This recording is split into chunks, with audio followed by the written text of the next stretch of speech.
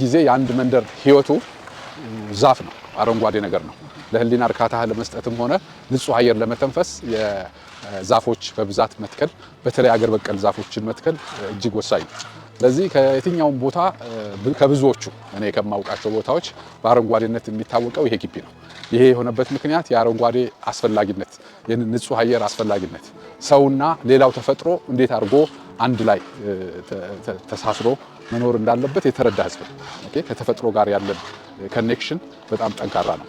ስለዚህ ዛፎችን በጣም እንወዳለን፣ አረንጓዴ ነገሮችና አበቦችን እንወዳለን። ከሌሎች ልማቶች ያልተናነሰ እንደውም የበለጠ ነው ትኩረት የምንሰጠውና ሁልጊዜ በየአመቱ የሚታደሱ አሉን።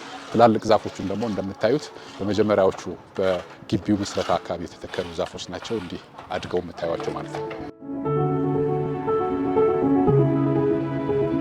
እኛም ግቢ ሁልጊዜ ይወዳደራል በግቢው ዘመናዊነት፣ በአረንጓዴ ልማት፣ በጽዳት፣ ለኑሮ አመቺ በመሆን በተደራጀ መልኩ በመምራትና በተለይ የሴኩሪቲ ጉዳዮችን በተመለከተ ሁልጊዜ የወረዳ አስተዳደራችን ከኛ ጋር በቅርበት የሚሰራ እንደመሆኑ መጠን ውድድሩ እንድንሳተፍ ይሆናል። በዚህም ብዙ ጊዜ ኦልሞስት የታለፈ ጊዜ ይኖራል ማለት አይቻልም። አጋጣሚ የምታዩት አንዱን ዋንጫ ነው እዚህ ጋር ያስቀመጥ ነው እንጂ የተለያዩ የሰርቲፊኬት እና የዋንጫ ሽልማቶች ሲሰጡ ቆይቷል።